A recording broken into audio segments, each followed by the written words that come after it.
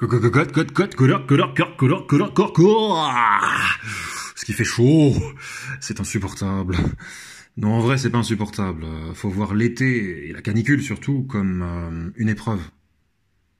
Le froid te pousse à agir sous peine de geler sur place. La chaleur te retient d'agir. On est accablé de chaleur, pas accablé de froid. Imagine deux lutteurs, l'été et l'hiver. L'hiver te pousse au cul, et c'est pas toujours plaisant, mais t'es bien lucide, t'as les yeux grands ouverts, comme Paul Newman dans sa Porsche 935.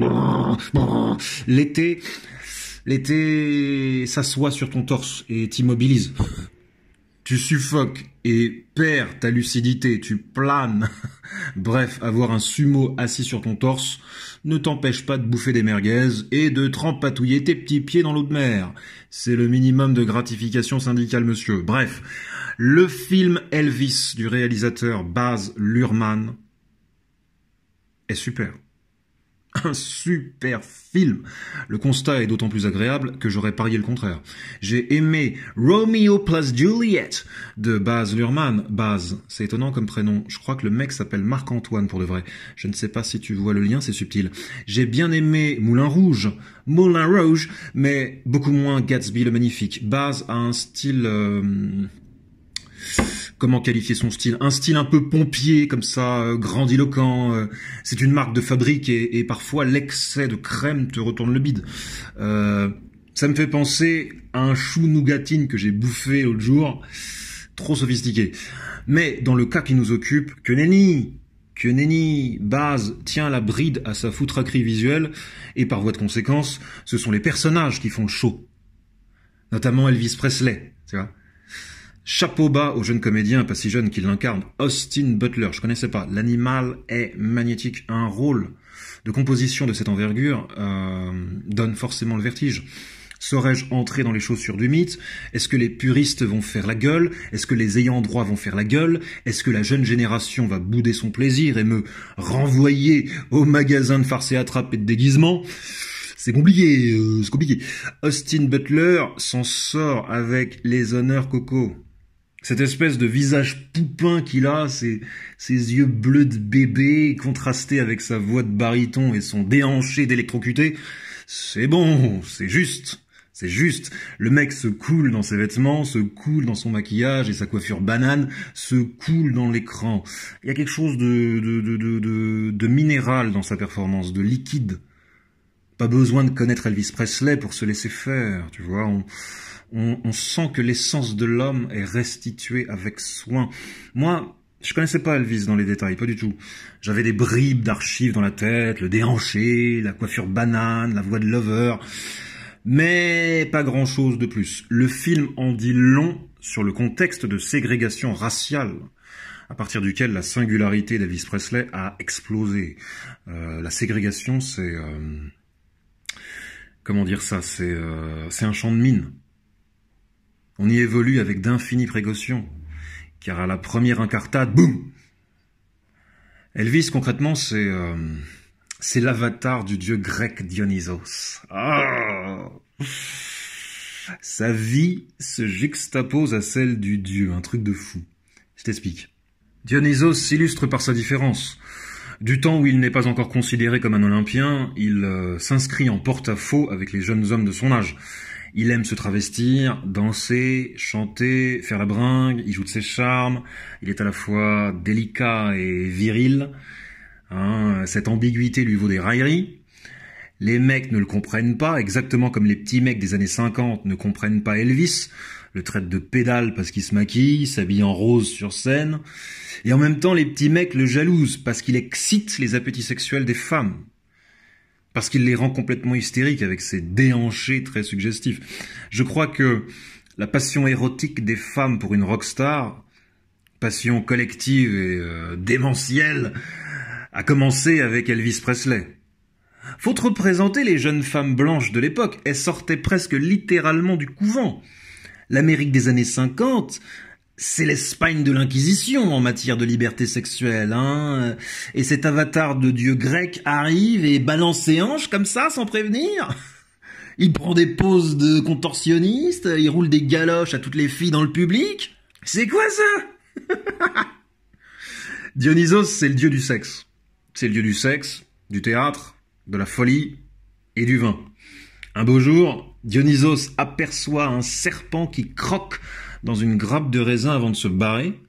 Le jeune homme, qui n'est pas encore un dieu, goûte la grappe en question, abandonnée sur le sol, et le mélange du venin et du raisin lui donne l'inspiration nécessaire pour créer le vin. Les femmes, notamment les Ménades, sont enivrées par sa présence, tout comme les femmes de Presley sont enivrées par la sienne, tu vois. Dionysos ne va nulle part sans son cortège de musiciens, Presley ne va nulle part sans le sien. Dionysos est accusé moult fois de pervertir la jeunesse grecque, de tordre la morale à des fins dévoyées. Presley est accusé du même crime, tu vois. Elvis the pelvis. Elvis le bassin. C'est son surnom. Et c'est là que le champ de mine de la ségrégation raciale émerge des profondeurs du sol. Les gardiens de la moralité, qui sont tous blancs dans le contexte américain de l'époque, perçoivent Elvis Presley comme un enfant égaré que la dépravation sexuelle bien connue des Noirs a su séduire. Mais ceci est tout bonnement inadmissible! En gros, le nègre est un animal dévoyé qui africanise la jeunesse dorée, la jeunesse occidentale, au son de ses tambours. Les musicologues te diront qu'il y a grosso merdo deux types de musique. La musique apollinienne du dieu Apollon, aérienne, ordonnée, spirituelle, et la musique dionysiaque du dieu Dionysos, sensuelle, terrienne, extravagante. La musique du diable aux oreilles des fachos, hip-hop et compagnie, musique de noir, quoi. Elvis, on n'a rien à foutre de tout ça, il fait la musique qu'il aime, la musique qui l'a fait grandir. Tout le problème de ces jeunes années, problème qui paradoxalement a initié sa gloire, c'est d'arborer sa différence dans un contexte oppressif. L'histoire de toutes les jeunesses du monde, quoi. Aujourd'hui, à notre époque oppressive, à sa manière, on dirait qu'il s'est approprié la musique des Noirs, qu'il l'a volée. À son époque, on disait que la musique des Noirs l'avait perverti. Dans un cas comme dans l'autre, Elvis demeure l'étranger, l'indésirable, à l'instar de son dieu tutélaire. Les Grecs ont d'abord chassé Dionysos à coups de pierre avant d'en faire un Olympien, avant d'intégrer en eux-mêmes sa différence. Zeus, son père, l'a envoyé en Inde pour qu'il y représente le bon goût, la rigueur, la mesure grecque. Il l'a envoyé là-bas pour l'assagir. Tout comme les gardiens de la moralité américaine ont envoyé Elvis en Allemagne pour qu'il se range. Hein? Ça n'a pas fonctionné, ni dans un cas, ni dans l'autre. Le dieu grec a semé le chaos parmi les puritains jusqu'à ce que ceux-ci reconnaissent son importance, et le chanteur américain a assisté et participé à cette Amérique puritaine qui s'entredéchire sur fond d'intolérance, de rejet de la différence, d'incapacité à harmoniser toutes ces forces vives.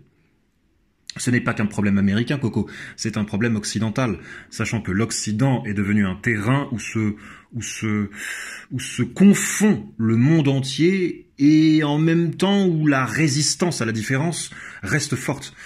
Les conservatismes, les militantismes de tous bords ont le vent en poupe, t'es d'accord avec ça? Alors, le film fait la part belle à la relation sulfureuse qu'entretient Elvis Presley à son manager, impeccablement joué par Tom Hanks. Mais pour moi, le film est ailleurs. La morale de l'histoire de Dionysos est qu'une société qui s'ampute d'elle-même sous prétexte de normes et de routines débilitantes est vouée au chaos. Pète un coup! C'est un peu la morale de l'histoire, tu vois. Intègre toutes tes forces vives, valables pour une société, valables pour un individu.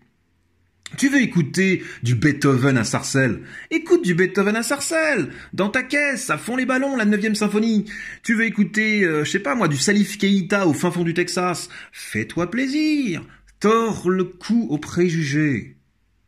Quant aux moralistes, aux haineux de l'appropriation culturelle ou aux fachos, fais-leur écouter Love Me Tender de notre copain Elvis. Love me tender, love me sweet, never let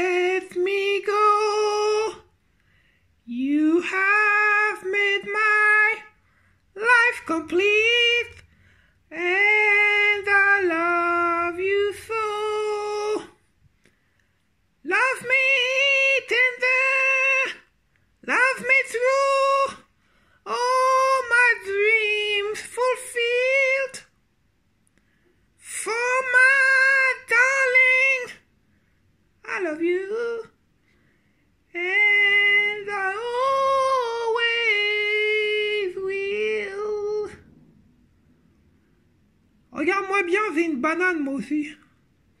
Le déhanché, je te le montrerai pas parce que t'as pas mérité. Voilà.